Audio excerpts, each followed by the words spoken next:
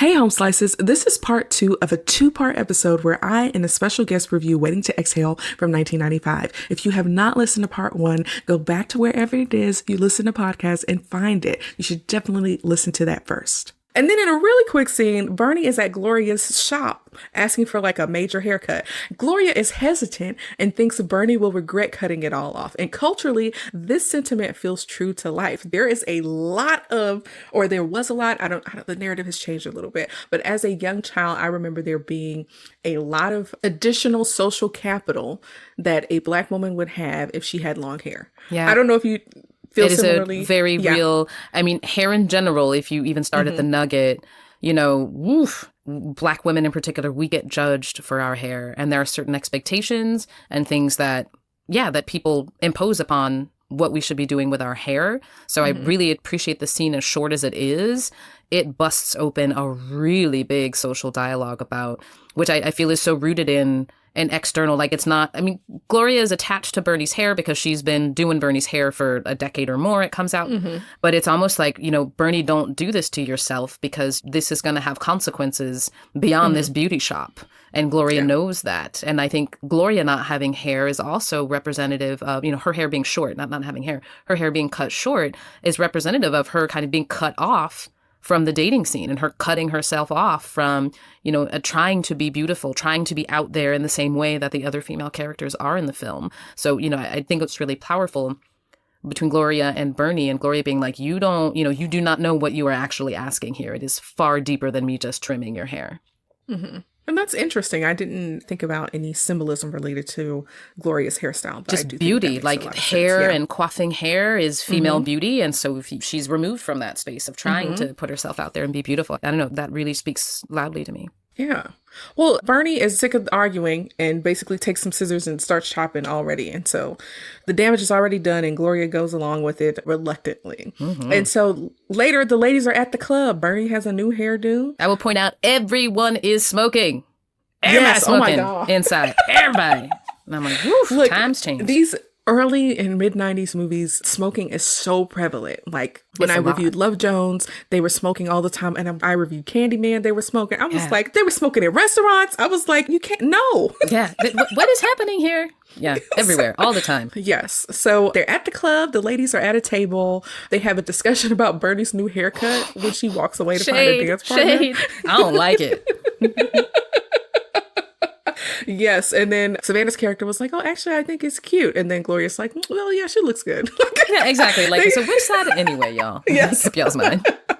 So Bernie goes over to a man named Herbert Webster. He is a married former pro ball player, and she, you know, decides to dance with him. Bernie is feeling very spicy, and I feel because she has a new hairstyle and because of course, clearly of what she's going through, she has this kind of invigoration to herself of like wanting to feel desired and sexy. I like her vibe in this scene. It's like, you know, why should you be at home crying on the couch? Like the healing is going to start with getting back out there a little bit. So, and she's making an effort.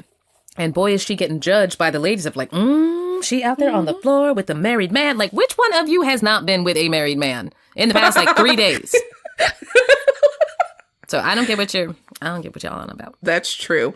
At this same club, Robin sees Michael with another woman. Now, this scene is actually quite confusing to me, and I'm open to hearing what your thoughts are on it. But when Robin sees Michael, he's there with another woman, and we find out that Robin fired him a week ago, which I was like, I didn't realize she was in a position to fire him, which makes their relationship even more inappropriate. Yeah.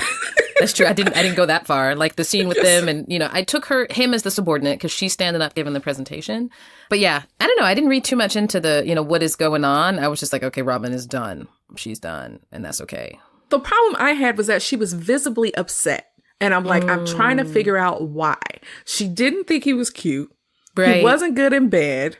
He was undermining her at work. Like, why are you mad? You should be happy that he is out of your life and moving on. She mad because she want him to be home alone. She's out having a good time and she dumped him and he's there with somebody else. She's there alone. So like, you know, why does he still get to have fun? That's true. I didn't read that much into it, but I was like, yeah, I could see that though. She's like, why is he out having a good time? I just dumped him. That makes a lot of sense because as I was thinking about like, why is she upset? I was like, is it because he made empty promises to her, or that she's mad that she even slept with him in the first place? Or I don't think it's that deep. It's just, I'm over him and he's already moved on.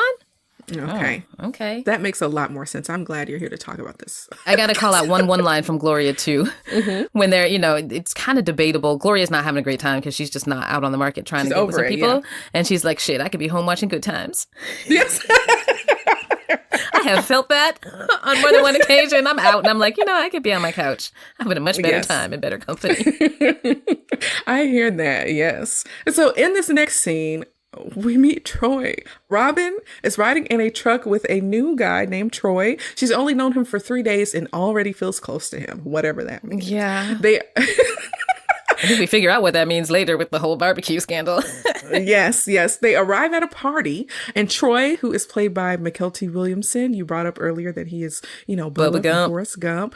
And when he gets in this place, he is acting a fool, and I love it. I love the way he walks into the party and starts dancing. It's so funny to me. It's so funny. He's like dancing, acting a fool. He's loud. He like bites her on the butt. And that I'm is like, the thing. I didn't get... Because I didn't make it a serial, like I didn't catch his vibe coming in, but that moment of like, what does he do to her backside? In that, like, what? Super weird. Yeah, he's very strange. And I'm like, where are you finding these guys? Like, that's very true. She does find very unique individuals to share her life in bed with. Yes. And Robin is also wearing an interesting dress. Do you have... Apparently that dress became a whole phenomenon, which I did miss. And a little bit of research that dress came back. But cute. I think over time, the big bows would have become something a bit less massive. But cute. And she looks good in it. She looks good at that party. Yeah, I don't know why this is going to sound weird. It reminds me of like something a little bit clownish. And I can't put my finger on it. I think there's kind of like the jester diamonds. Like yes, I get that vibe. Yeah, I can easily translate that across. Interesting. Yeah, I'm like, okay, this dress is kind of cool with the knots and the midriff showing. It's cute. 90s fashion, right? So eventually Robin kind of is looking around the party. She's not there with anyone that she knows, but she does come across... She does come across Troy purchasing some illegal substances. And she is like, ugh, like, I don't have time to deal with this. Awesome. And, after he makes his purchase, she demands that they leave. And she's like, we need to get out of here now. And when she is more aggressive, Troy is like, oh, that turns me on. This man is awful, but he's so funny. It's not cringy to me. I appreciate you pulling out some nuance from Troy's character, because I was like, get rid of this loser. Because that was not like even his vibe showing up. When he does that little weird burping into her backside thing, I'm like, just Robin, move on. Yes. I don't know what he did in those 3 days that she felt close to him. I have no idea. Yeah. So next up, we see Savanna at work. She's listening to her voicemails, and she receives a call from the Allstate insurance guy. It's a man named Kenneth who will be in Phoenix next month and would like to see her. In her voiceover, we hear her say that she really liked him, in a past life, and that he treated her well. She calls her mother because she knows that Kenneth got her number from her mom. So her mom gives her some very awful rhetoric about what it means to be a woman and to be in relationship with a man. And it is very awful. Like very dated. Yeah, very dated. Super dated. Like, Kenneth is married, but the mom is like, well, obviously he's not happy if he want to talk to you. I don't remember if it's here or later, but she's like, he's just in a bad situation. Like, it's not a bad, he's married with 2 children. Like that. Yeah. And she's like, well, every woman needs a man, and you ain't no exception, Savanna. And she also tells Savanna that she needs to get off her high horse, which to me means like lower your standards. Like, yeah, exactly. You want perfection and you can't expect that. So date whoever. Yeah. And be happy. Yeah. Right. And it's not like Savanna isn't actually doing that. Like, it's she true. is dating whoever. Anyway. I'm on it, Mom. I'm on it. Yes. Cool down.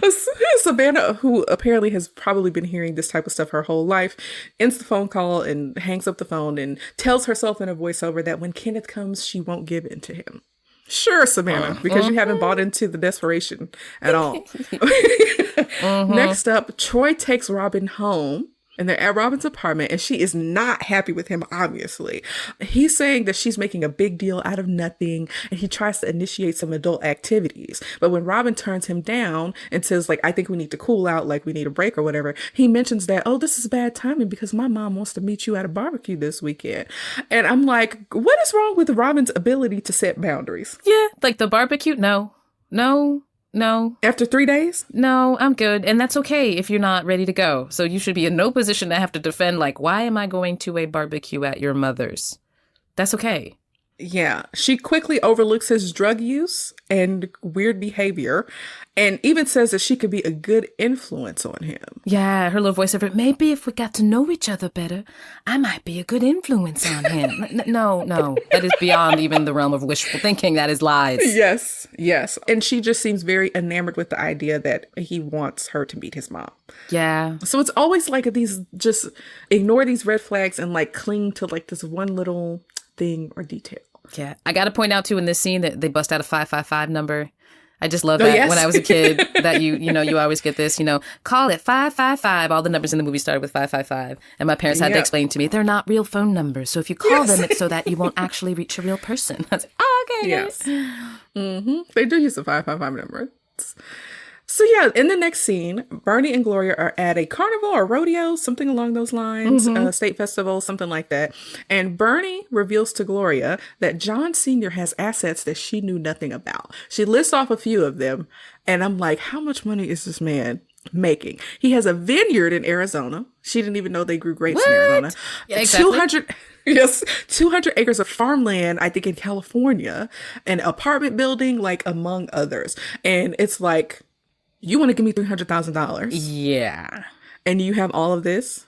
Okay. The absurdity of the scene, I think, is really underscored by they're like at ostrich races. Oh, yes.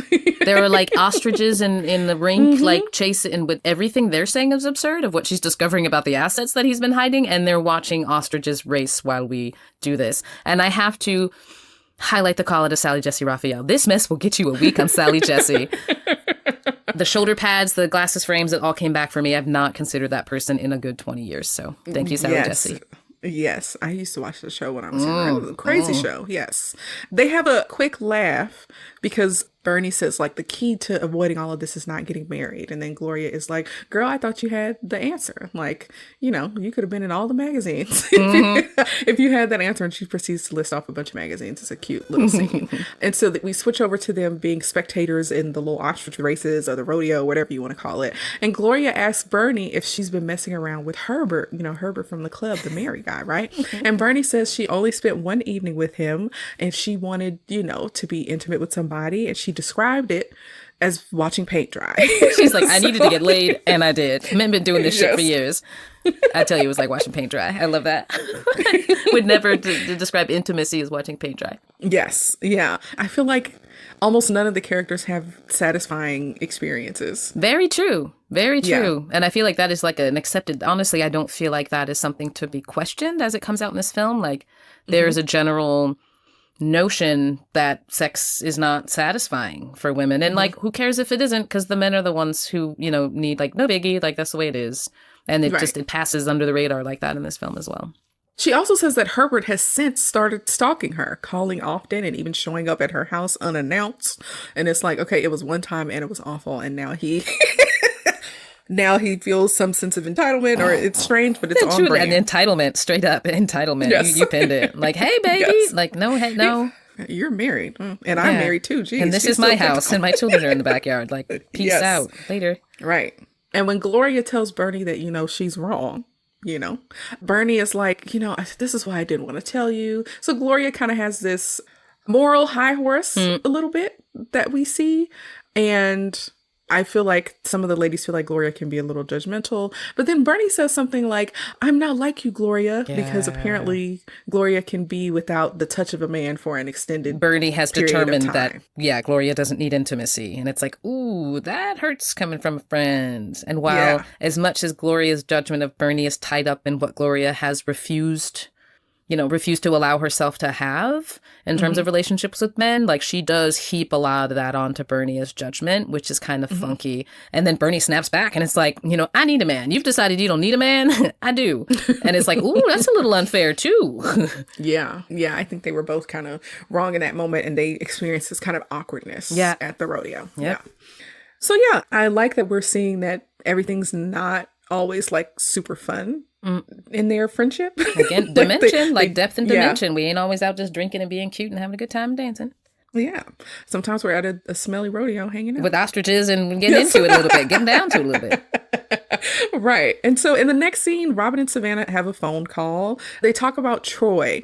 And the thing that I'm starting to realize is that these ladies are pretty insightful and have good advice for each other, but they are awful at applying their own wisdom. Robin goes deep.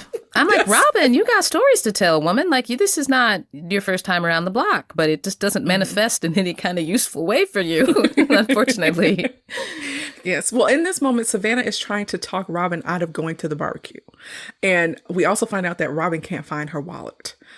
And Savanna puts two or two together, but Robin not so much. Robin ends up clicking over. Call waiting. Oh, yes. Shout out to the call waiting in the 555.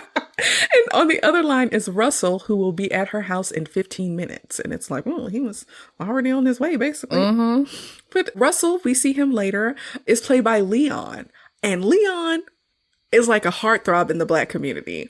People love Leon and think he's so attractive. And he's not unattractive. I just don't pine after him the way some people do.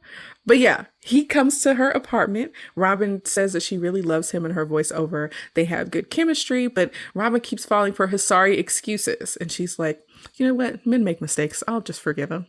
So she's gone back to Old Faithful. Hey, I ain't gonna judge a lady. Yeah. In a brief scene, we see that the ladies attend church together. This is just it's a gorgeous, it's super brief. Just taking a half step back cinematographically, this scene is absolutely gorgeous.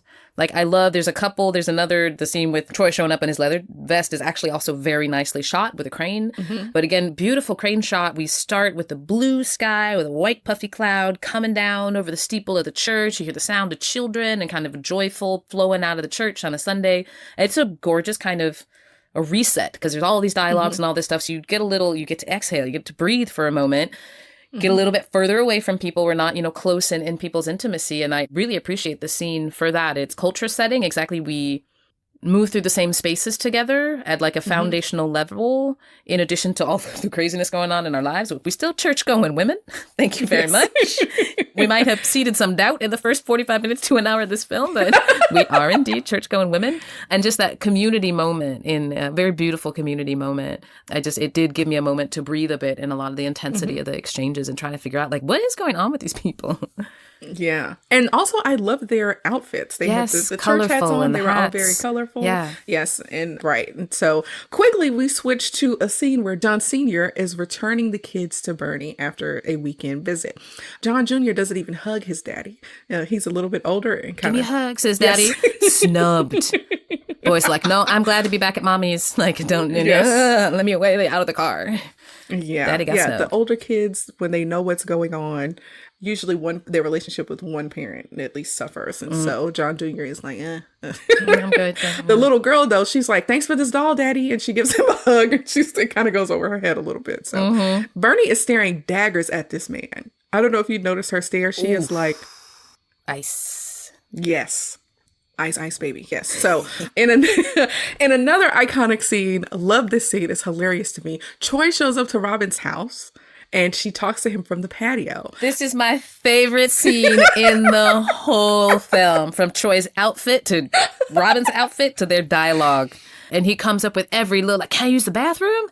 He tries everything, and they end up throwing like pumpkins at each other. So break it down, Kiara. What is happening in this world? Yeah, so Robin, who is like chilling and kind of sunbathing on her patio, is over it by now because Troy comes over. He's wearing a leather vest with no shirt underneath, and Troy's 2 hours late to take her to this barbecue, and is clearly on some illegal substance. His behavior, his slurred speech, a little different. Something is clearly going on, right? And so she learns from him like that he has a son, a detail that he never revealed before. Yeah, he's like, oh yeah, he almost 13. So what? Like, oh, okay. Thank you for that information.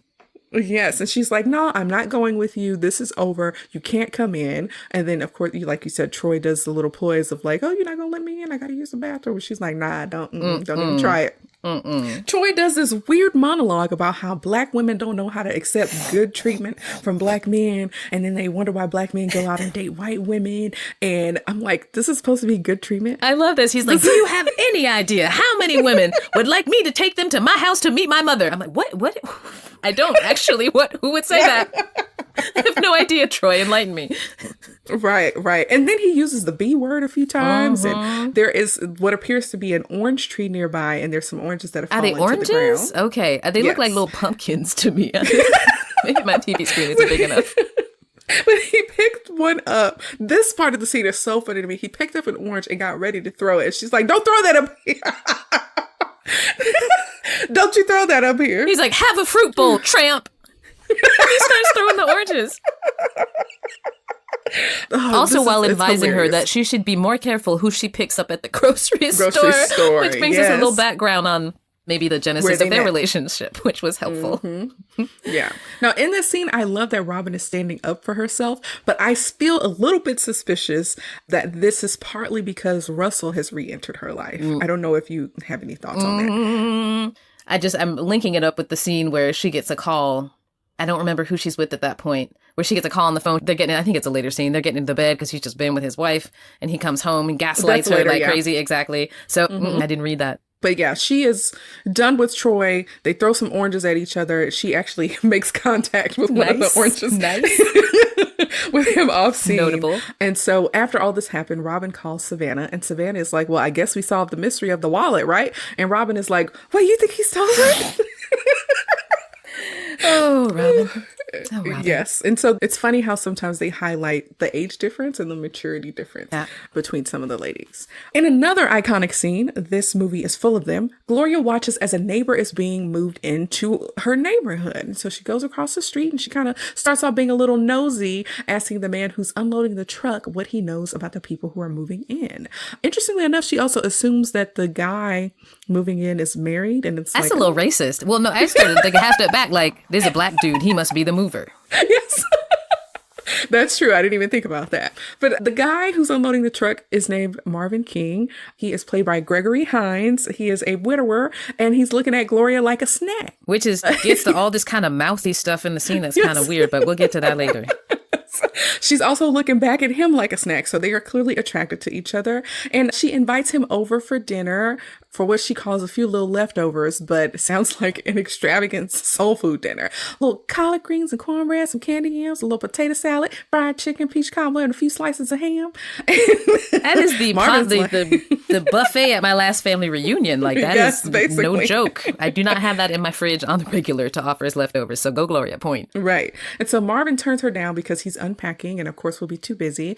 But then when Gloria makes a self-deprecating remark about her body, Marvin says, he likes ladies with a little meat on their bones. And that's when the snack reference comes up. We get a real close-up of Gregory Hines' mouth talking about how he likes a woman with a little meat on her bones. And I'm like, oh, let's zoom out. So good. Gloria is pleased to hear this and says that she's going to send a plate over with Tyreek. And so we have a few things going on here. We have this idea that it has to be like a special kind of man to enjoy a woman with some meat on her bones. Which brings my major problem with Gloria's character in the whole film. People treating her like she's fat in the film.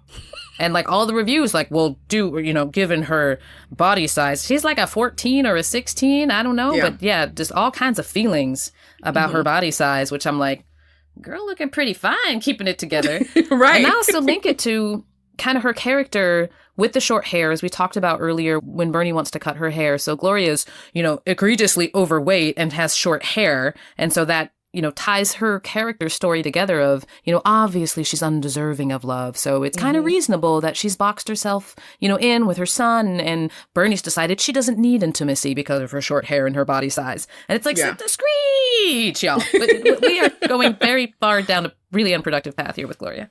Yes, exactly. Gloria is having a hard time maintaining her focus in this conversation. I love this. And we learned that her son wants to travel to Spain.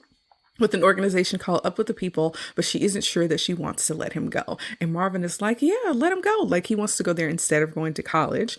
And so this comes up a little bit later, but she leaves and she's excited that he's watching her walk away. And it's a cute little scene, which is, it is very he's cute. not watching me walk away. And then she turns around and she's like, oh, he is. Yes. Oh, I'm tickled.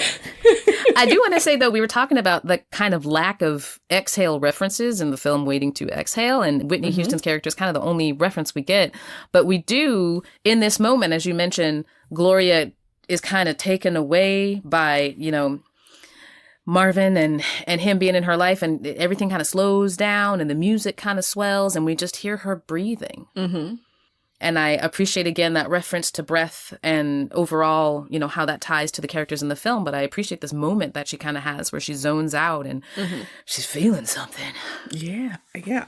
And we even see, I don't know if you caught this, a flower that was dead at the beginning of the movie in Gloria's window. And now how the flower is blooming and healthy. Love that. Did not notice. Yeah. And to me, this comes across as like hope a little bit, and also like the spirit of moving on. And just regenerating. Yeah. So I never noticed that symbolism before now, but yeah, it's pretty clear. So yeah, we're at it looks like some type of preliminary divorce hearing where the judge grants Bernie $3,000 per month until they can review the rest of like the documentation or whatever. So it's not the final decree or anything. It's kind of a meantime situation. Bernie is pissed off and confronts John because the mortgage itself is $5,000. And John is like, well, you should have settled for the $300,000, but you wanted to play hardball. And it's like, this is the same man that was like, I'll take care of my kids. Yeah. Your message is bumbling a bit there. Yes. But I will point out, Bernie looks fly in her little slender coat mini skirt thing. And just looking, and yeah, dude is looking so smug. And really, I want to burn the mustache off of his face in the scene. I don't know. In my notes, I wrote die in all capitals with lots of exclamation points. He makes me very angry in this scene. Yeah. Bernie calls him an Uncle Tom, and it's like water off a duck's back to him. Again, she cannot get under this man's skin. Like, he's like, you kind of spot on with that. I'll own that. Yeah, I'm an Uncle Tom. And she's still like very emotionally raw, and he is emotionally dead. It's hard to watch him be so unbothered. That is why I wanted to burn the mustache off. Yes. And so next up, we see Bernie go to what appears to be a hotel bar for a drink. This feels a little bit random. And she ends up meeting a man named James Wheeler, who is played by a young Wesley Snipes. Snipes arrives in this film. Yes. Joy. Yes. So he sits right next to her, and she is like not into it. She clearly is not having a good day. Well, she's not into it because his opening line is slimy as all get out. I haven't seen anything as splendid as you since I've been here. Sorry, no. It is, yeah. His first line was pretty cringeworthy, and she's had a rough day. And so he's trying to strike up a conversation. She's not really feeling it. And he's like, I just came here to have a drink after a series of meetings, and I'm looking forward to going home to my wife. Which I guess is his way of saying, like, I'm not trying to pick you up. Right. Nice try. But I am. Yes. Yes. When he asks her why she's alone, she's like, I'm getting a divorce. Okay. Like, papers out on the table. Off. This is where we are. Exactly. And she's like, I'm pissed off that I didn't have a plan B. And so James starts to compliment her and calls her a fighter and that she is brave because she has taken John's best shot and she's still here looking beautiful. Yeah. This gets really tropey for me, like strong black woman. And like that is what's so attractive to a man, like a woman who can take a beating. Yeah, essentially. Yeah. And so James reveals that he is dealing with his own marital issues because his wife is dying of breast cancer. And so he relates to Bernie, but in a different way. And so I think this little piece of vulnerability kind of warms Bernie up a little bit. And so he buys her another drink and they presumably have more of a conversation. And they get some decent chemistry going on the screen. Like I get that it is a joke that the scene is very cinematic to me.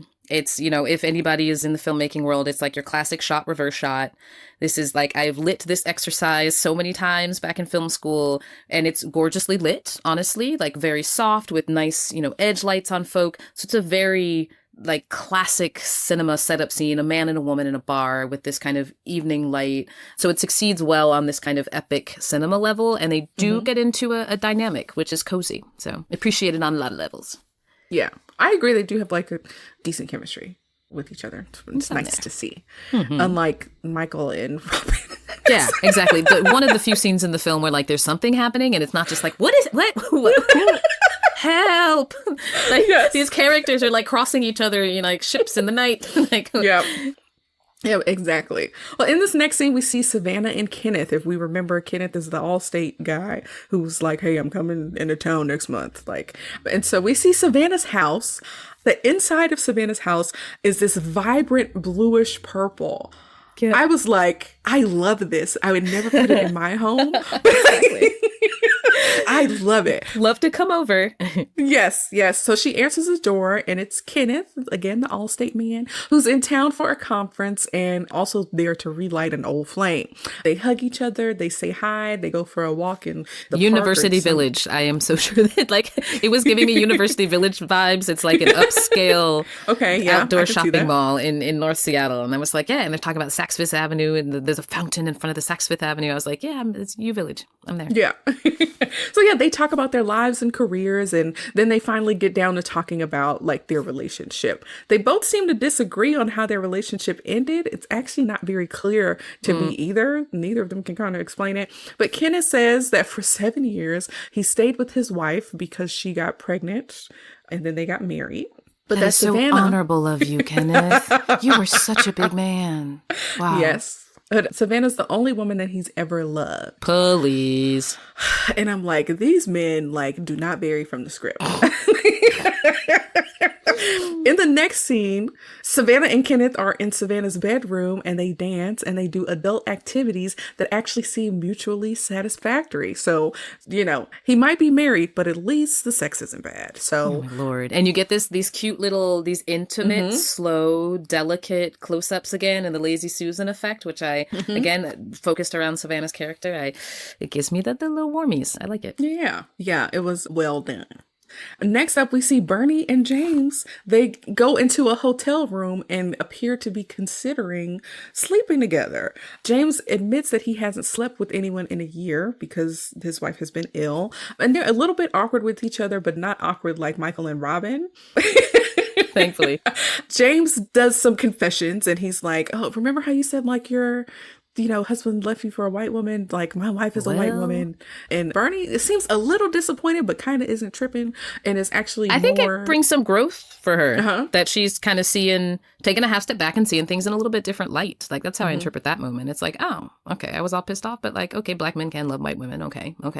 Yeah, that's interesting. I think the piece that most resonated for me in the moment was about how James talked about how much he loved his wife and how he would never leave her, and that there might be an assumption that because she is sick is the reason why he's sticking around, but it's not. It's not that. Right. And so Bernie is like, somebody used to feel that way about me. So it feels like a moment where she's experiencing a loss of like, I'm here with this man who actually loves someone the way I wanted to be loved. You give me the chills. Very true. Yeah. It's like, it's an honest moment. And I feel this film overall struggles with some honest moments. Like there's a lot of spectacle around the relationships between men and women, and often sometimes into hyperbole or just like overplaying, like the scenes with Robin and Michael in bed and where it's overplayed to some degree. And we really get some grounded honesty and some thoughtfulness in this scene. It is refreshing. Yeah. And Bernie says It Hurts Like Hell, which is the title of the song that's playing in the background by Aretha Franklin.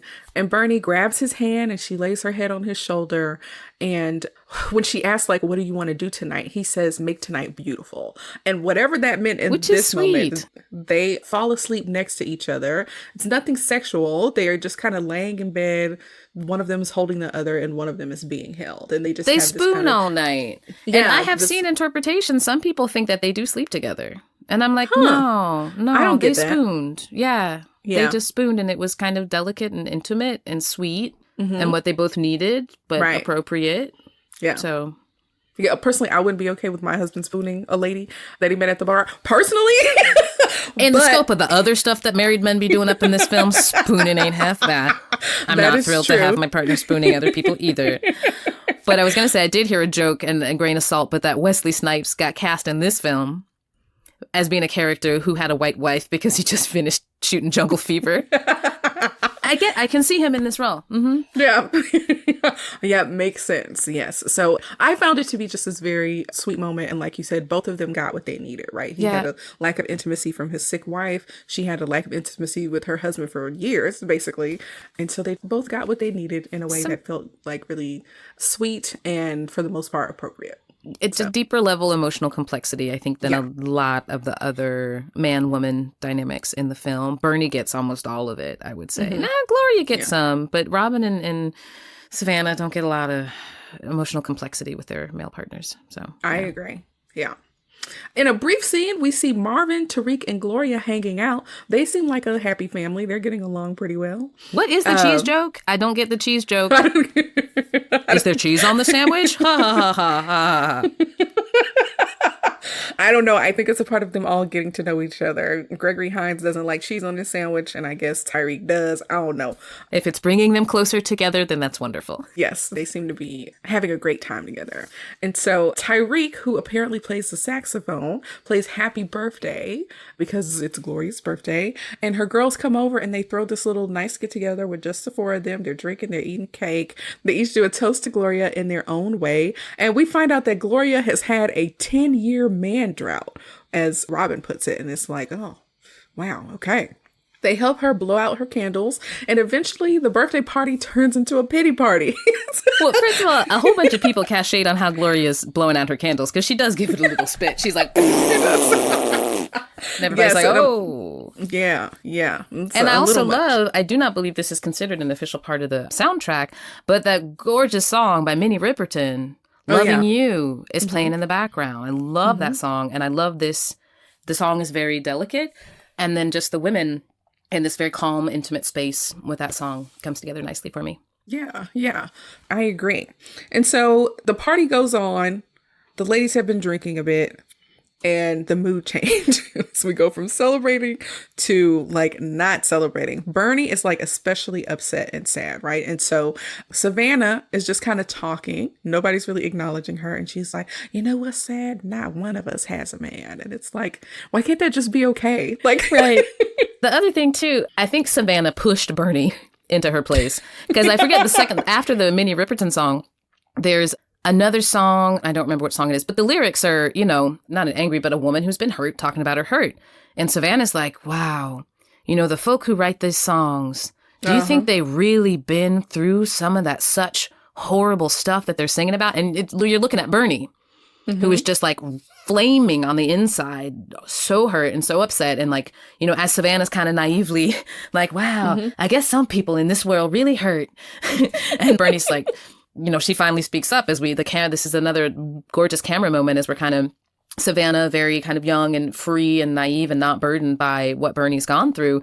And, Bernie slowly comes into the frame and you just see her almost immobile. She's smoking and you can see fire inside of her as she's just hurting and hurting and hurting. And she finally speaks up at the end. But just the contrast between kind of naive Savanna and Bernie's just pain is really beautiful in this setting of a birthday party that's supposed to be joyful. Yeah, and so Bernie is like, I want to call John and talk to his mistress and curse her out. Yeah. Robin is with it. She's like, call her. Yeah, exactly. Let's go. And so they do call her. And when the woman picks up, Robin curses her out and Gloria has to put it into it and hangs up the phone. And she's like, come on now. And Bernie is pissed off and she's trying to call back because the phone got hung up. And Gloria is like, this is childish. She has to disconnect the receiver. The phone. I don't know. Yeah, she has to disconnect the phone. And I feel like this scene is a little bit weird because Bernie is upset and she's saying, I'm hurt and I have some things I want to get off of my chest. And then suddenly she's like, what happened to the music? She's like, this is supposed to be a party. Yeah. I feel her. It's weird, but like she's caught up in her misery and kind of swirling. And then they all swirl. I think the end of the scene is kind of sweet because they all kind of descend into drunken musing that makes less and less sense of like the funny stuff they're saying. And yeah, like it just kind of slips into oblivion. Yeah. And then the next thing we know, they're dancing together to Creep by TLC. Right. And then next, they're all like laying right next to each other and they chat more about their men problems. And the conversation is silly and it's fun, but we get to see their friendship and how they're all funny and supportive and it's sweet. And they all end up falling asleep. More of this, of this. I think the film missed one thing that frustrates me about the film is the relationships are so divided out. That you get Savanna and Bernie, you get, Gloria and Bernie, Savanna and Robin, but these kind of level setting moments where we're all together kind of sharing in our mutual, connection to this craziness. I miss those moments. So this moment in the film was important and it spoke a lot. Yeah, I agree. Well, Tyreek leaves in the morning and sees that all of the ladies fell asleep in the living room. So they had a good time. Which is so cute. Yes. And so Kenneth is back, y'all. Kenneth comes back to Phoenix. Savanna picks him up from the airport. Hooray! And, yes. Feel my joy. Savannah gets out of bed to call her mother while Kenneth is asleep. And she's kind of whispering a little bit because Savannah, her energy is off. And you can tell that she feels some conflict around what's going on with Kenneth, right? And so she calls her mother and she doesn't want to say what's going wrong with her and instead ask how her mom is doing. And so her mom reveals that her food stamps have been cut and she only has $67 left to her name. And so Savannah is like, Mom, I'm going to send you some money, Western Union in the morning. And if you need anything, let me know. So there's this. If you Zelle Savannah, it might be faster. Yes. I'm just saying. Got Venmo too. But there's this sweet moment that they have with each other of like this supportive daughter being there for her mother, even though they are in disagreement a little bit. That's true. It shows, again, the full scope of their relationship. And it's not just the nagging mom telling daughter she needs a man. And that's the end of their relationship. And it explains, too, like throughout the film, Savannah's on the phone with her mom. So it helps you not be like, if your mom is only pulling you down, telling you how terrible you are that you don't have a man, like, why are you so close to her? Why do you keep calling? And this reminds us that they do have a broader dynamic and there is more to their relationship than just, mom. But when she offers her mom, like, get anything you want, a knitting class, a girdle, you treat yourself. I'm like, a knitting class or a girdle? Is that what I'm supposed to do with what you're sending me at Western Union? Okay. Thank you, honey. Yes. The thing that I'm thinking about when it comes to the mom, and we can talk more about this later because I didn't put this in my notes. It's literally coming to my head right now. Is this supposed to be any indication of why the mom is so insistent that Savanna have a man so that when she gets older, she does not end up? Oh, for sure. That to me is like the face value purpose of the mom. That is what the mom is driven by, so that Savanna does not become an old single lady like her mom is. Like for me, that is the whole narrative of her mom's character. And it's which is so limiting for Savanna. Like, you are not capable of becoming anything different than who I am, which, plenty of parents put that on their kids. Like, you got to do this and that. Otherwise, you'll end up like me. Like, no, I'm a different person. It's not going to go exactly the same for me. Yeah, I hear that. So yeah, Savannah's mom mentions like, oh, Kenneth's getting a divorce. Has he reached out to you? And Savannah lies and it's like, no, I haven't heard from him. I'm not sure if I can trust him. And Savannah's mom is like, trust? Who needs that? You're right, Mom. Totally overrated. Yes. Savannah's mom's philosophy is basically get a man by any means, okay? That is kind of the larger philosophy of the film. Yes. Basically, yes. So Kenneth, the next morning, is out on the patio lying to his wife about his whereabouts as Savanna is bringing him breakfast. This man is so evil. Like, everything that comes out of his mouth is just evil. He better be glad he has that velvety voice. It makes the BS sound better. That's what gets us. Yes. Next up, Marvin and Gloria have a conversation about Tariq. They are in disagreement about what Tariq should do with his future. And Marvin seems frustrated about why Gloria is being so reluctant about sending him off to Spain. And he's like, you're clinging to your son. And so Gloria is like, well, I was coming to you about all this because like Tariq doesn't really have a father figure in his life and you all have been hanging out quite a bit and maybe you could convince him to stay in Arizona. But Marvin is like, I'm not on board with that. And Gloria gets upset. It's nice the way he pulls it up. She's like, I thought you might be able to talk some sense into Tariq. And Marvin's like, I don't think it's Tariq who needs sense talking, Right. It's you. He doesn't say it, but it's pretty direct. Yeah. And Gloria does not take kindly to Marvin kind of speaking up and speaking his mind. And it's true what he's saying. And it speaks to Gloria's whole kind of hang up of, the most important man in her life is Tariq.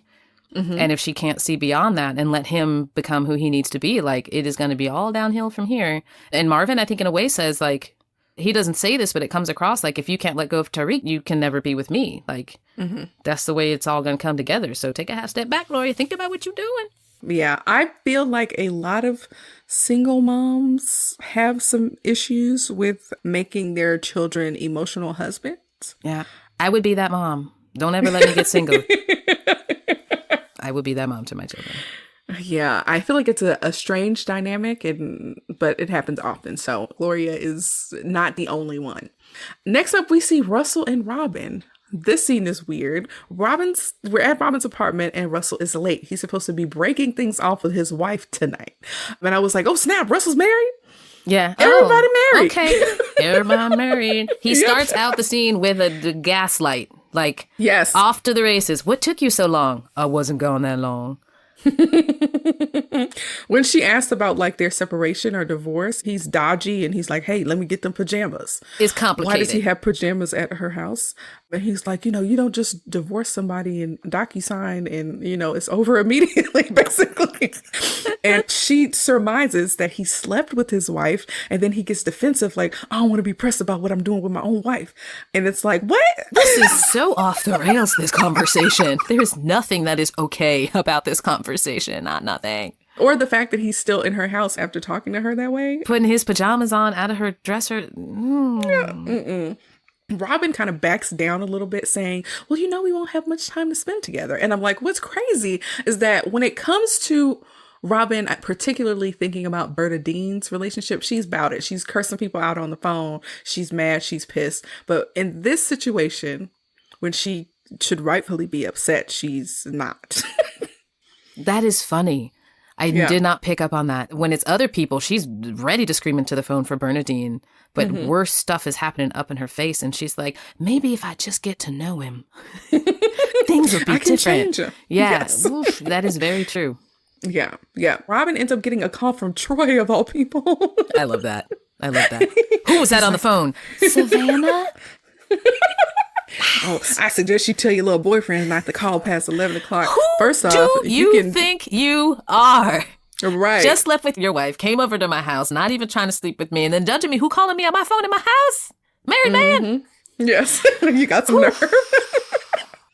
Yes. Robin is like, oh, I can't believe he's jealous. But she, of course, is not. This whole situation is not sitting right with her. Ugh. These relationships are just awful. They're just off the so charts. bad. Off the charts. They're so bad, yes. In the next scene, we see Gloria and Tariq at church. Long story short, Tariq learns from the pastor that Gloria is going to allow him to go to Spain for Up With the People. They both seem very happy, and this is an evolution in Gloria's character where she's learning to let go. As a mama, it brought tears to my eyes. Like, I got choked up in that scene. I was like, oh, that is so sweet. And how she eventized, letting him know. Yeah. I also love this scene because it's a cultural moment. I remember growing up in church, and it was like, and all the prayers out to Lula, who's had hip surgery. Amen. Yeah. Like all the sick and shut in roster that would go through it every Sunday. So a wonderful scene. Lots of feelies. Yes. Next up, we see Savanna and Robin. They're at a park talking, and Robin tells a story of a woman who was in a similar situation to Savanna, who, is, of course, dating a married man. She says that this woman uprooted her life for a man and found out that she was pregnant when she arrived in her new town. The man dumped her and said that, his kids would be too mad if he left now. That woman ended up having an abortion, and the man never left his wife. It was funny because Savanna was like, well, did he leave his wife? And she's like, girl, what you think? Right. And like, do you need me to tell you the punchlines? Yes. Infer, sis. Infer. Right. And then when Savannah's like, well, where did you hear this story? Like from Sally Jesse Raphael, Ricky Lake, whatever show she said. And Robin was like, well, I've never been on Ricky Lake. And this is actually her beautiful story. Little dialogue moment. Again, it's like there's not a whole bunch of like deep and beautiful moments, but exactly. Robin has that wisdom that she selectively puts out on the street and rarely uses for herself. But at least Savanna could benefit from it. Yes. I do also want to offer that I love that these women are from different age groups and that they are able to lean on each other in different ways. I would have loved to see that take more space up on the screen. Yeah, just the complexity of their relationship is beautiful. Yeah. But yeah, Bernie is at home. She's a little bit sick, and her daughter is in her room delivering the mail, and she receives a letter from James, Wesley Snipes. And so he says in this letter that he thinks about her a lot and that he believes that he fell in love in one night, and that whatever he feels for Bernie does not undercut his feelings for his own wife. James also says that she has changed his life. And all the while, Bernie is like reading this, letter and is getting emotional, and her daughter just keeps asking questions. I love the scene. Sorry, it's maybe just as a parent, like, Bernie's having some real grown-up emotional stuff in the letter, and her daughter's like rooting through her stuff. Mommy, is freak a bad word? Yes. Because Johnny at school said that freak is a bad word, and you can't dismiss your kids, like, whatever you're doing, like, what is freak no, honey, that's fine. I mean, it's not great. Because Johnny said, you are the only person, I love you just as much as you have to process on multiple levels, like, constantly. So I just appreciated that just nuance of a very everyday thing for parents, of the just the depth of the exchange in the letter, and then just this, very, it's your child, so you can't dismiss it. But like, what are you asking me about? A freak? So really beautiful, really beautiful. Yeah. I enjoy that scene. But Bernie and her daughter, after she finishes reading this letter, I wonder if they ever like reconnected, just like in like an alternate timeline, like if Bernie and James. That's a good question. I feel like I felt that they did when I watched it. I was like, okay, this is gonna continue in some way. This isn't the end. Yeah, I felt that. Yeah. But yeah, Bernie and her daughter admire the rain in their little, skylight windows on the roof. Yeah. And Bernie says that rain is God's way of making sure that everything keeps growing, which is a hint that all of the ladies are experiencing some type of evolution. And this is another scene that's probably considered iconic. Whitney! Tell it like it is. Savanna and Kenneth have a chat, and by this time, Savanna has taken off the rose-colored glasses and is kind of really seeing things for what they are. Kenneth comes and sits down with her, and he's like, well, my daughter has chicken pox and my wife is calling me all the time. And I'm like, okay, instead of being home helping with your sick daughter, you are across the country messing around with your mistress. He says the nastiest stuff, like, you're the most important thing to me. And that's what Whitney calls it. She's like, you are scum. Rose-colored glasses on the floor. Yes. And he contrasts the most important thing to me thing, but he's like, well, you're just going to have to wait for me to get to the point where it's the right time for me to divorce my wife, because my daughter thinks she's going to have a little brother or sister soon. And it's like, what? If that's what matters to you, then what? Savanna just calls it. She calls it.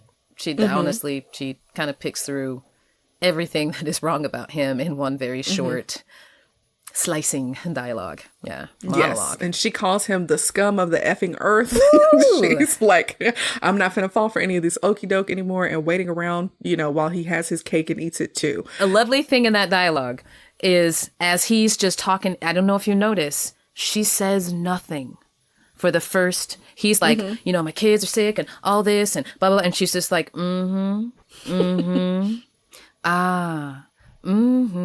like just making fun, and I'm just, oh, that sounds so challenging.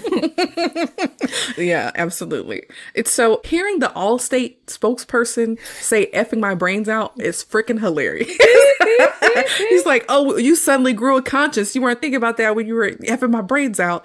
And he's like, you weren't concerned about being an a-hole to my wife previously. And so Savanna takes accountability, and she says, you know what?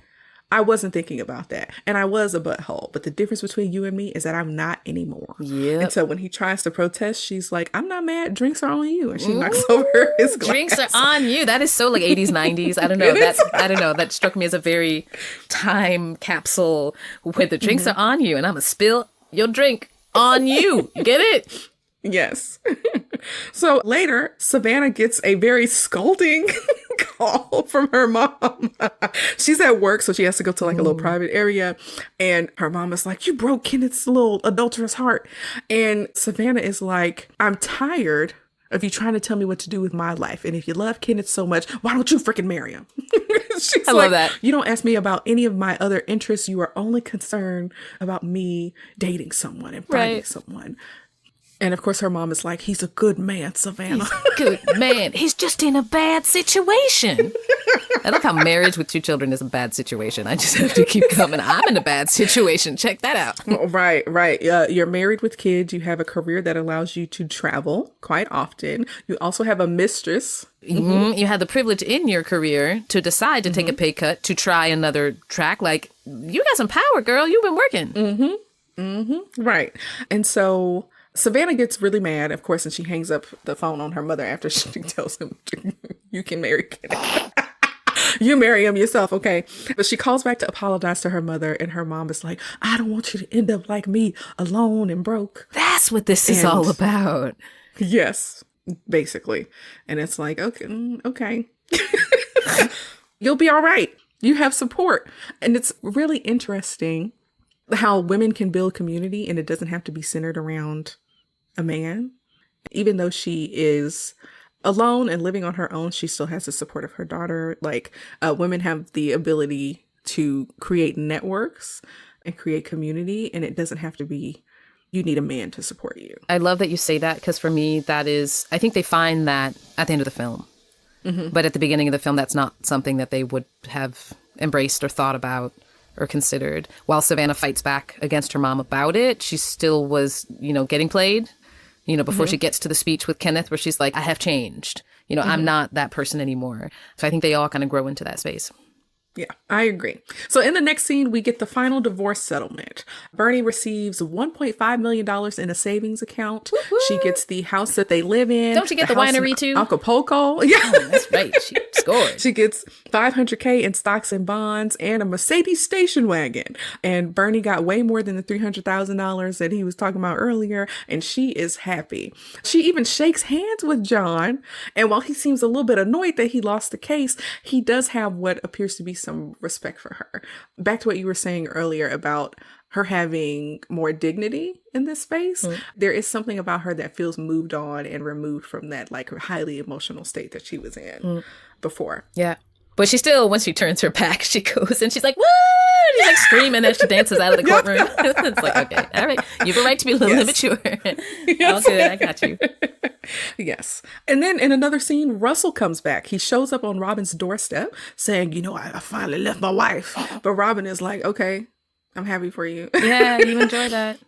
Yeah. He finds that she is reading a book that suggests that she is with child. She does admit that she is pregnant and says that she and her baby don't need him. So he can get to Stefan. We don't need you in our lives, tripping. Yes. So yeah, she plans on having this baby and raising the child without Russell. Which is another, a little social commentary there that a Black woman may choose to raise her child independently. And it is not the choice of a man leaving his woman that always would leave a woman in that situation. So like the woman having a choice in that situation, I appreciated seeing on screen. Yeah, I didn't think about that. That's a good point. Yeah, and this next scene, Gloria goes to visit Marvin at his house. Marvin's woodworking. Y'all notice how much he worked wood in this movie? He's always working on a chair or a table or a birdhouse. I don't know. Yeah, a gazebo, always, working on something. But they haven't been talking much lately, and Gloria says that she misses him and she apologizes. And when she gets ready to leave, Marvin is like, come sit down and talk. And so we find out that Tyreek left for Spain that day and that he wouldn't even let her take her to the airport. And of course, she's experiencing that loss and the empty nest. And she's like, admits that Tyreek was like her companion. He's been the man in my life. He's gone. Yeah. Right. She kind of gave up on finding someone. And Gloria thanks Marvin for opening her eyes to the fact that she was being very clingy to her son. And Marvin is like, I feel like you don't think that you're worthy or, that you're worthy to be loved. And he tells her that he loves her. She's a little bit in disbelief at first, but then they kiss on a rainy day in Arizona. They have quite a few rainy days for this to be Arizona. Are you sure this wasn't shot in Seattle?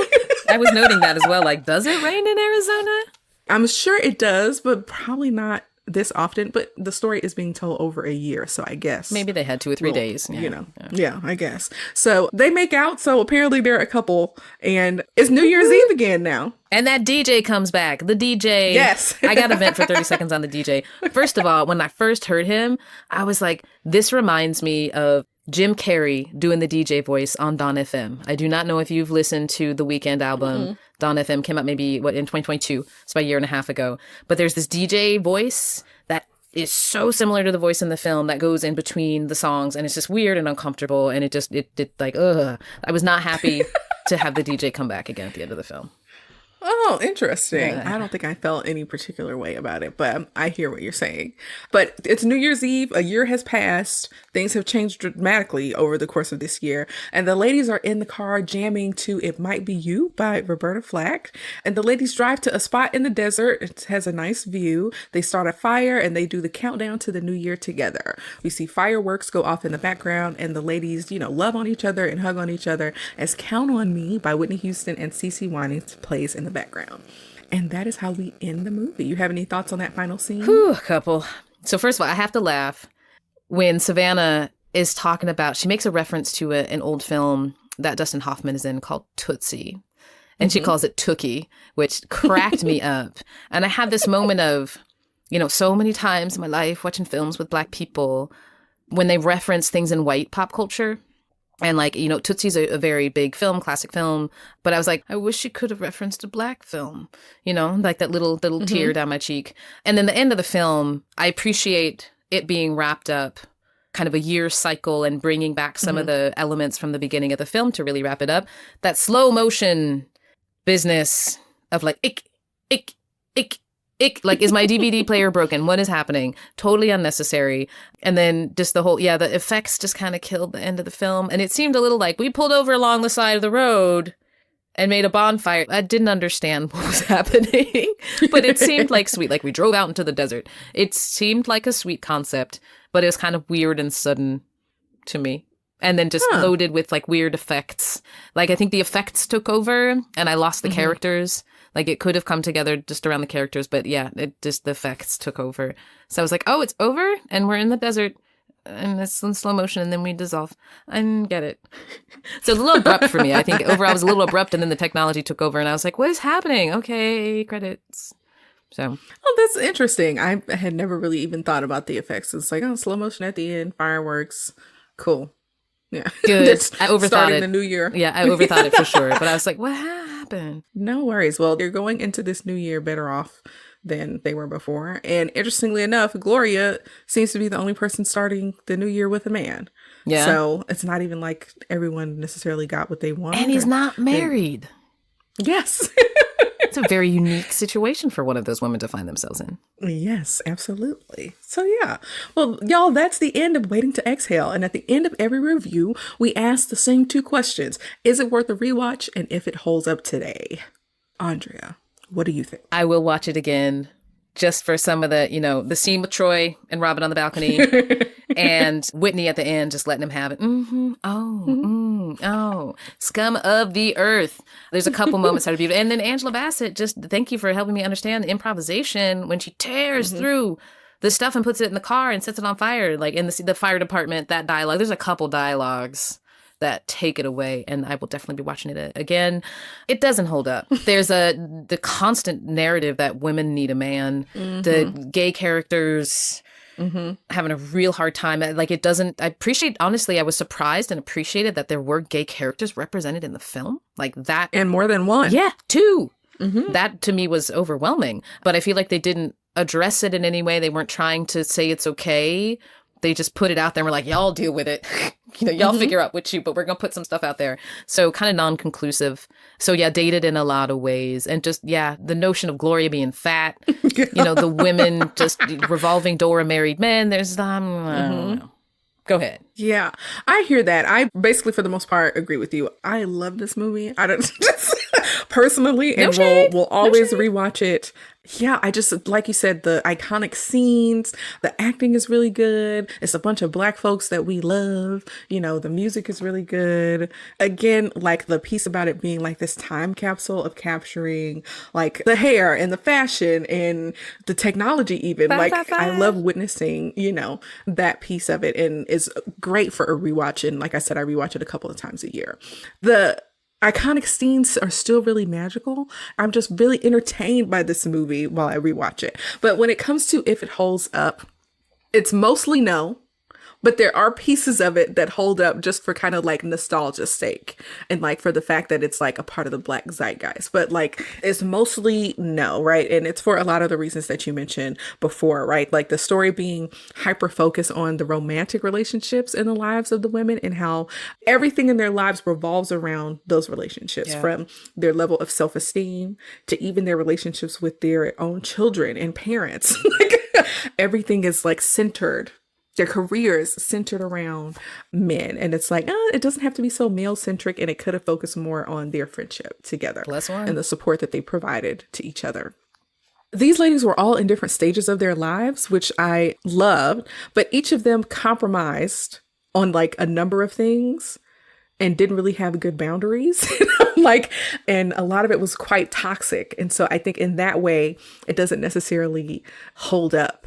And I feel like there's a shift with like younger women who are getting married later or not at all, choosing whether or not they want to have children. They're decentering men from their lives in order to focus more on themselves. And so I think in that way, this movie really doesn't hold up. There's also the use of the F word with 6 characters as a slur. It also has a male producer. So that piece doesn't necessarily hold up so well either. The depiction of Joseph as a gay man is very tropish. So there are a lot of elements of this film that are like not okay today and not necessarily woke or appropriate these days. But I can accept the movie for what it is because it's reflective more so of the time period that it came from. And so that's why I can still rewatch it and like recognize that like some of this stuff is like not okay. A lot of it, most of it is technically not okay. Yeah. So next up, we're going to talk really briefly about the ratings. Now, over at Rotten Tomatoes, the critics gave this film 56% out of 100, and the audience gave it 79%. Andrea, what do you think about these ratings? Ouch. It makes me curious initially if the Rotten Tomatoes rating was given, in 1995. I don't remember when Rotten Tomatoes started exactly, but that's a little harsh. Definitely a lack of understanding. I think as a Black woman, more the film resonates with me than it would your average Rotten Tomato rater. It's a little harsh, but I think, 7 in the 70th percentile starts to get into a little bit more of an honest space. I wouldn't shoot it up to 80. Yeah, I think for me, one of the reasons why I wanted to start this podcast was to give things that felt significant to me more flowers. Because like you said, on Rotten Tomatoes, oftentimes the people who are rating these things are not the target audience. They don't understand the cultural significance of the film. And they are thinking of it more from like a technical standpoint as opposed to the emotions that you get or like are elicited from the film. Or a Hollywood standard. Like, this is what Hollywood films should, this is how they're good, this is how they're not. So this wasn't good. Yeah. Right. And so I believe that I'm like more aligned with the audience score. I might push it up to like an 83 just because of like how meaningful this film is to me and the Black community and how quotable it is and the iconic scenes. Like to me, I would push it up to the early 80s. But yeah, those are my thoughts. You all, thank you so much for listening to this review of Waiting to Exhale from 1995 here at Sup Media Reviews. I want to say a special thanks to Andrea for joining me today. Did you have a good time? Oh my Lord, I had a blast. Thank you so much for having me. Yes, of course. Now, listeners, let me know what you think about this movie. Does it hold up for you? Did you rewatch it recently? Share your thoughts with us on social media on Facebook, Instagram, and YouTube. Next week, we'll be concluding our Women's History Month series with a review of the 1997 to 2002 animated series Daria. You don't want to miss it. Peace out. Na, na, na, na. That's going to be in my head all day.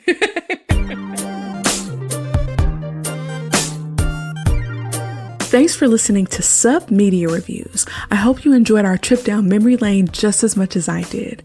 If you have any suggestions for movies or TV shows you'd like me to review next, or if you just want to share your thoughts on today's episode, you can find us on Instagram, Facebook, YouTube, and Pinterest at Sup Media Reviews and on supmediareviews.com. Don't forget to subscribe to the podcast so you never miss an episode. And if you have a moment, please leave a review on your favorite podcast platform. Your feedback helps me improve the show and spread the word to new listeners. So until next time, peace out, home slices.